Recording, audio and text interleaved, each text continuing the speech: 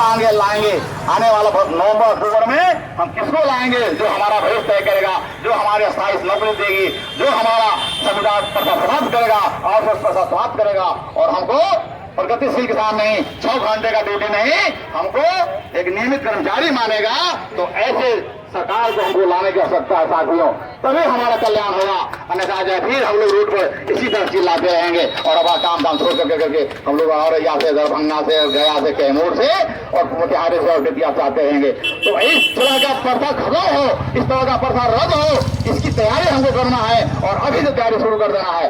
आप जानते हैं, अभी बात कर रहे थे आरटीपीएस में काम करने वाले लोग, आरटीपीएस की बहुत गुणगान कर रहे हैं सुशासन की सरकार के नाम लेने वाले मुखिया, और जो उसमें काम करने वाला जो लोग है कार्यपालक सहायक, उसकी क्या दयनीय स्थिति है, इस पर कभी बात नहीं करते हैं। अस्पतालों की बात करते हैं, अस्पताल में हम ये बेहतर सुविधा लिया है, ये बेहतर सुविधा कर दिए, अस्पताल में यह व्यवस्था हो गया, यह व्यवस्था हो गया। और अस्पताल में जो काम करने वाले जो लाखों हजारों हजार कर्मचारी जो है, चाहे एएनएम हो, लैब टेक्नीशियन हो, तमाम लोगों का क्या हो रहा है। आज ही हमको मुंगेर से फोन आया कि कई महीना से जो मुंगेर में जो कर्मचारी किस योजना में काम कर रहा है उसको वेतन नहीं मिल रहा, 3 महीना से 4 महीना से। अभी हमारे डीएमसी में जो काम करने वाले जो लोग बता रहे कि हमको 9 महीना से हमको वेतन नहीं दिया जा रहा, हटा दिया गया है। इसी तरह से आप देखिएगा तो वर्षों से काम करने के बावजूद सेवा स्थायी नहीं किया जा रहा है। और स्थायी नौकरी के बदले आप मांग कीजिएगा तो आपको अफसरों के माध्यम से शोकॉज हो जाएगा, टर्मिनेट करने का धमकी दे दिया जाएगा। तो यह तानाशाही, यह अफसरशाही जो चरम सीमा पर है। आप कहीं भी बिहार में जाइए, बिहार में आप कहीं भी जाइए, किसी भी जगह पर जाइए तो कहेंगे भाई भ्रष्टाचार बड़े पैमाने पर है, शराब हर जगह बिकेगा। लेकिन हम बिहार के मुख्यमंत्री जी को शराब कहीं दिखाई नहीं देगा। बिहार में शराब बंद है। अभी हम होली में गांव पर गए थे, देख रहे थे कि गांव पर सब लोग दारू पिए हुए हैं, लेकिन इनकी व्यवस्था है, इनको दिखाई नहीं देता है। तो मुख्यमंत्री जी न कुछ दिखाई देता है न कुछ सुनाई देता है। आप गर्दनी बाग में जो विधानसभा के सामने जो है इतना देर से बोल रहे हैं, इतना देर चिल्ला रहे हैं, लेकिन सरकार आपके सुन नहीं रही है। आपके बारे में विधानसभा में क्वेश्चन होगा तो उल्टा पुल्टा जवाब मंत्री की जवाब दे दिया जाएगा, लेकिन मुख्यमंत्री इस पर कुछ बोलेंगे नहीं।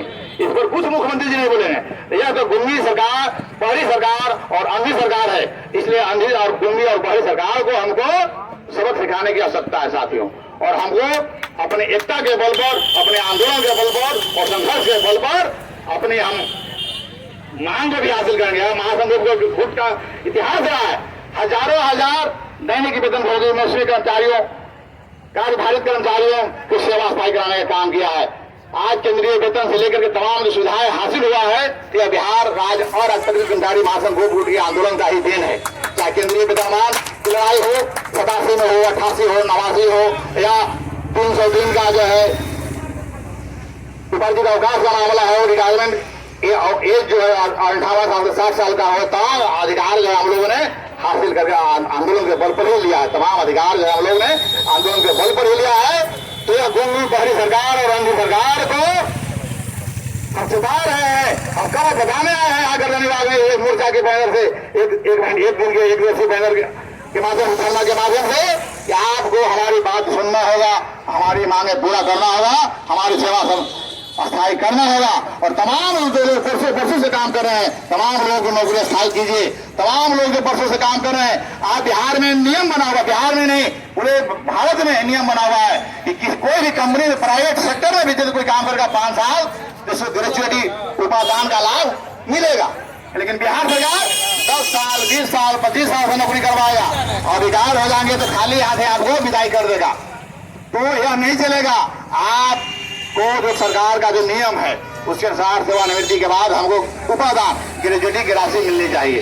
और ईपीएफ जो आच्छादित है, तो ईपीएफ जो आच्छादित है, हमारा जो है पूरा सेवा काल में वेतन कटता है। 8.33 जो हमारा जो वेतन कटता है, तो उसके बाद जो है हमको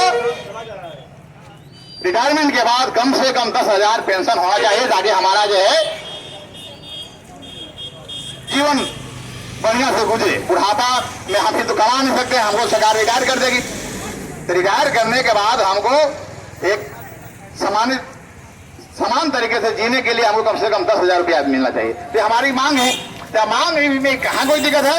आप मुख्यमंत्री जी रिटायर होइएगा, मुख्यमंत्री से हट भी जाइएगा तो आप 4 पेंशन और 55 पेंशन ले रहे हैं। विधायक का अलग पेंशन ले रहे हैं, विधान परिषद का अलग पेंशन ले रहे हैं, लोकसभा सांसद का अलग ले रहे हैं, और जेपी से सुनते हैं कि जेपी आंदोलन के सेनानी के नाम पर उसका भी पेंशन आप ले रहे हैं। तो एक कर्मचारी, एक जो लोग है, एक व्यक्ति जो है 4 पेंशन 55 पेंशन लेगा, और हमारा जो कर्मचारी जो 30 साल 35 साल संविदा पर नौकरी करेगा, 40 साल नौकरी करेगा, उसको एक भी पेंशन नहीं। और पेंशन के नाम पर 1000 या 1500 रुपया, ये नहीं चलेगा।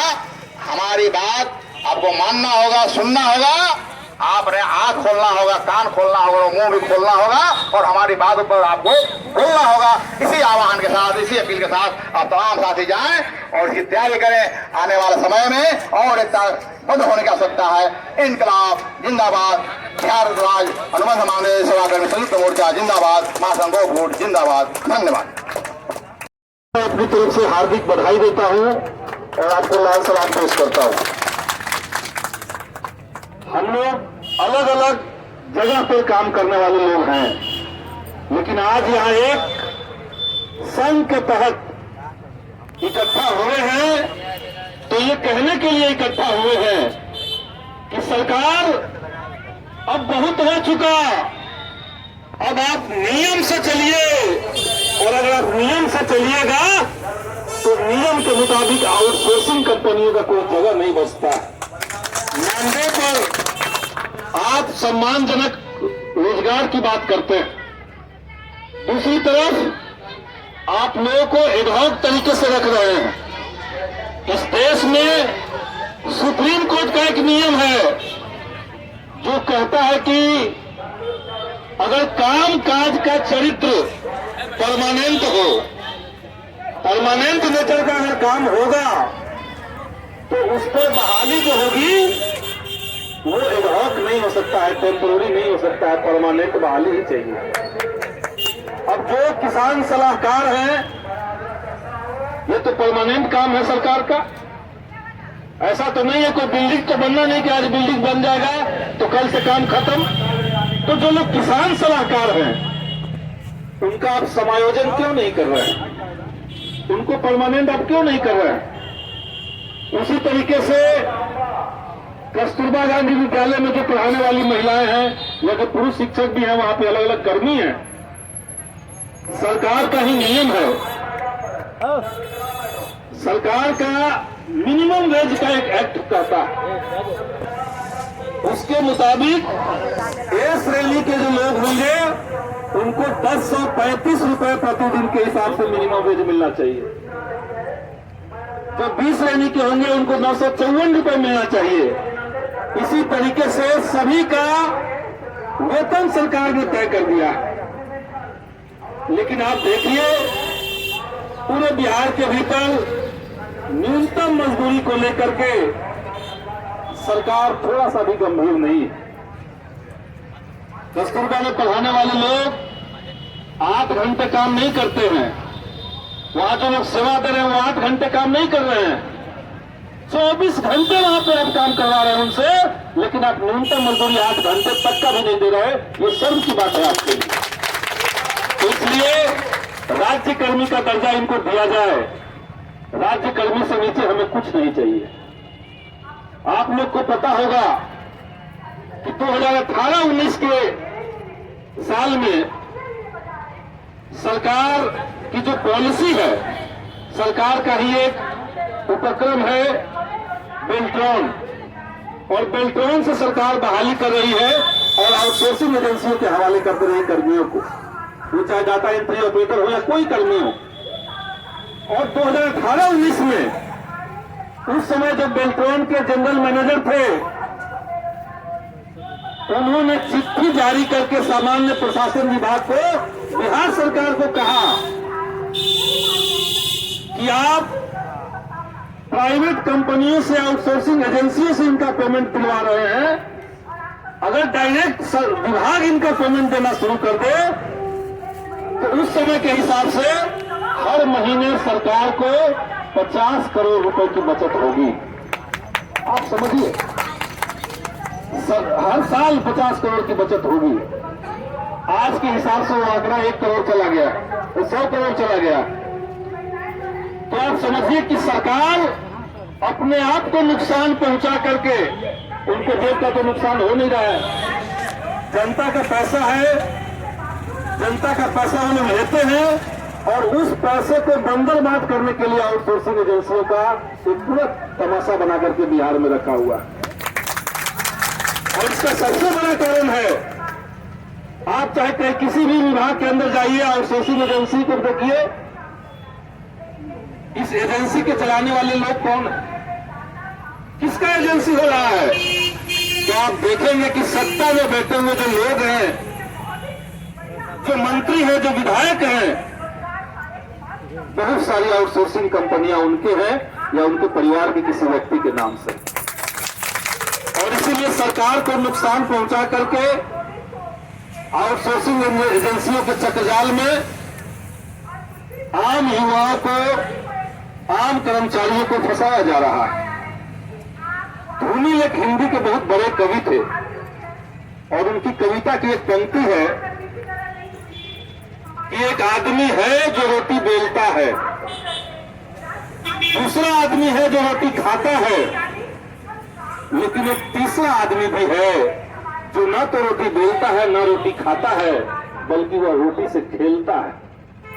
वह तीसरा आदमी कौन है? मेरे देश की संसद मौन है। ये धूमिल की कविता है। ये जो तीसरा आदमी है, आप सरकार की योजनाओं को जमीन पर उतार रहे हैं। अगर आप किसान सलाहकार हैं, आप अगर आउटसोर्सिंग एजेंसियों के माध्यम से किसी तरह के काम कर रहे हैं, तो आप सरकार की योजनाओं को जमीन पर उतार रहे हैं। किसी तरह का स्कीम वर्कर है तो आप सरकार की योजनाओं को जमीन पर ला रहे हैं। तो आप काम कर रहे हैं, सरकार काम करवा रही है, तो ये बीच में तीसरा आदमी कौन है जिसको न तो काम करना है न करवाना है? वह केवल बैठ करके एक व्यक्ति के ऊपर 10,000, 15,000, 20,000 तक कमीशन प्रति व्यक्ति उसको मिल रहा है हर महीने।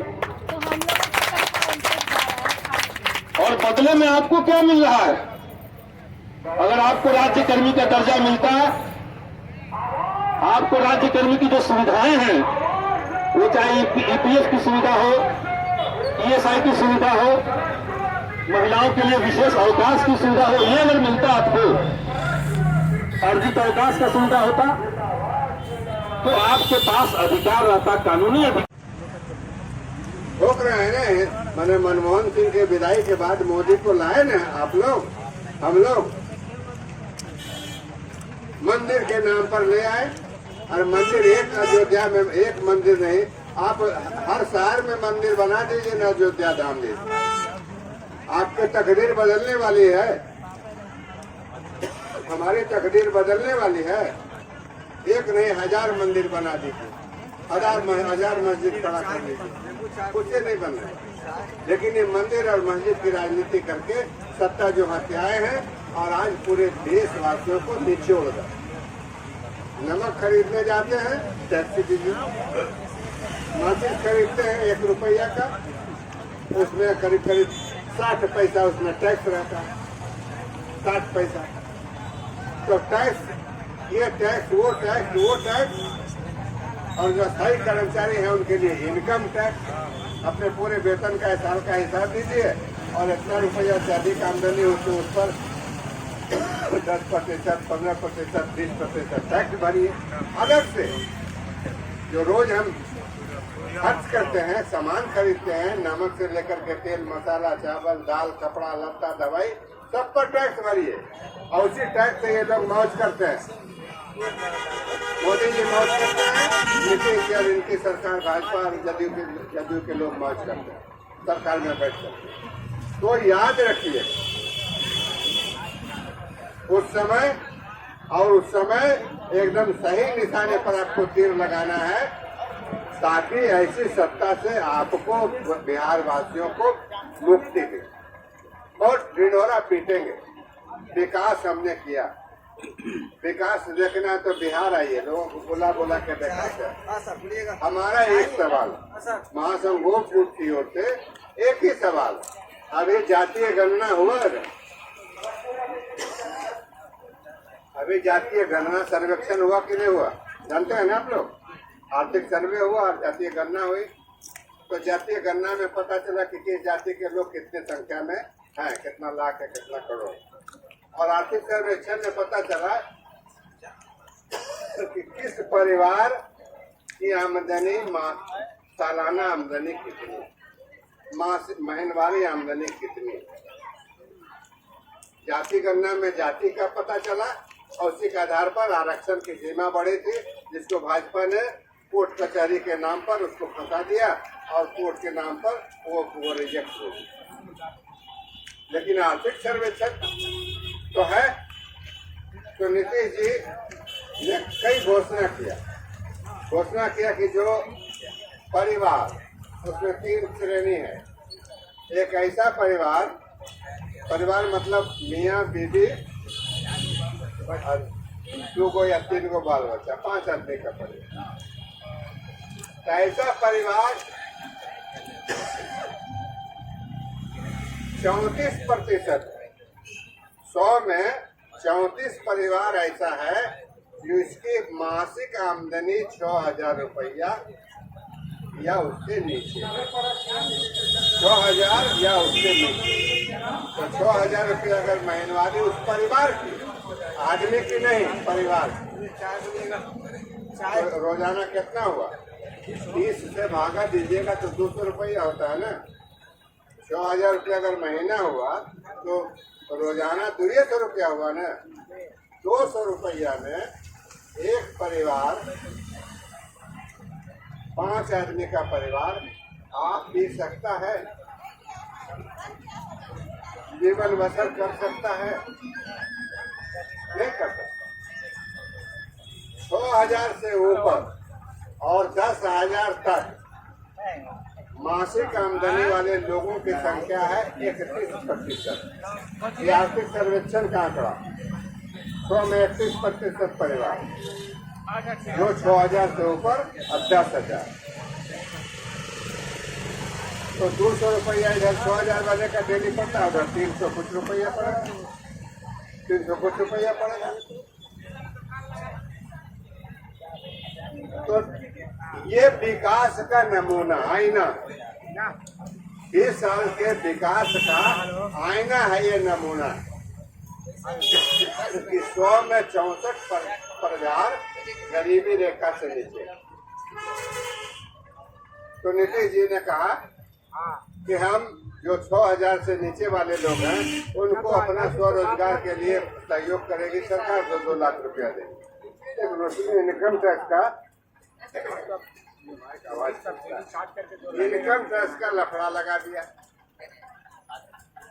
इनकम टैक्स सर्टिफिकेट का लफड़ा लगा दिया कि आपकी इनकम कितना है, 6,000 रुपया से नीचे का आय प्रमाण पत्र दीजिए, लगाइए, तब जाकर के आपको वो अनुदान मिलेगा 2 लाख। और वो भी रैंडमली होगा, ये सब कागज पत्तर दुरुस्त करके जब अप्लाई कीजिएगा तो कंप्यूटर से वो कहिए कि लॉटरी सिस्टम से वो तय होगा किसको मिले। नियमित आवश्यकता है वहाँ पर एडहॉक के तहत, तदर्थ व्यवस्था के तहत या तत्कालिक व्यवस्था के तहत लोगों को रखना, एक तरह से शोषणकारी व्यवस्था का निर्माण करना है, जिसका सरकार लगातार इसमें बढ़ोतरी ही कर रही है। क्योंकि तमाम विभागों में देख रहे हैं कि बहुत सारे पद जो नियमित पद थे उन पर भी धीरे धीरे आउटसोर्सिंग के माध्यम से या अनुबंध के आधार पर, मानदेय के आधार पर बहालियां कर रही हैं। अब मोटा मोटी समझना पड़ेगा कि ये व्यवस्था के तहत हम लोग का संघर्ष का रास्ता क्या होना चाहिए, संघर्ष हम लोग कर कैसे सकते हैं, लड़ कैसे सकते हैं। तो अभी एक संघर्ष का ये तरीका तो है कि हम लोग यहाँ रोड पर बैठे हुए हैं, तमाम जनप्रतिनिधि आ रहे हैं, हमारी बातों को, हम जो हमारे इस संघर्ष को सपोर्ट करने वाले हैं, सहयोग करने वाले लोग हैं, हमारे बीच आते हैं, अपनी बात रखते हैं और हमारी बात को इस सड़क से लेकर सदन तक उठाते रहे हैं। दूसरा है कि लोकतांत्रिक व्यवस्था के में है कि आप सब जान रहे हैं कि इस साल बिहार का विधानसभा चुनाव होने वाला है। तो सड़क पर संघर्ष के साथ साथ हम आप सभी से अपील करते हैं कि हमें डटकर ऐसी ताकतों के खिलाफ, ऐसी शोषणकारी व्यवस्था के खिलाफ उस विधानसभा चुनाव में भी खड़े होना है जो कि लगातार हमारे शोषण का काम कर रहे हैं, हमारे श्रम का शोषण कर रहे हैं, हमारे सपनों का शोषण कर रहे हैं। तो आप सभी से अपील है कि आप लोग इस आने वाले विधानसभा चुनाव में भी लगातार उस व्यवस्था के खिलाफ खड़े होकर अपना मतदान करें और उस व्यवस्था को कमजोर करने और सत्ता से बाहर करने का प्रयास करें। ये हुई पहली संघर्ष की बात। दूसरा कि विरोधी सरकार का देख रहे हैं व्यवस्था की हो क्या रहा है कि सरकारी विभागों को एक पब्लिक परसेप्शन के तहत आम जनता के बीच बदनाम करने की साजिश चल रही है। बदनाम किया जाता है, जानबूझकर बदनाम किया जाता है। हाँ भाई, सरकारी स्कूल है तो पढ़ाई नहीं हो रही है, सरकारी अस्पताल है तो अच्छे से इलाज नहीं होता है। ये एक आम जनता के मन में जानबूझकर ठूसा गया है। जबकि हम आप सबने देखा है अभी कोरोना काल के समय में कि जब पूरा प्राइवेट अस्पताल, प्राइवेट सिस्टम पूरा बंद था, यही सरकारी कर्मी थे तो जो आम जनता की जान बचाने के लिए अपनी जान की बाजी लगाकर डटकर खड़े थे, अपने जान की कुर्बानी दे रहे थे।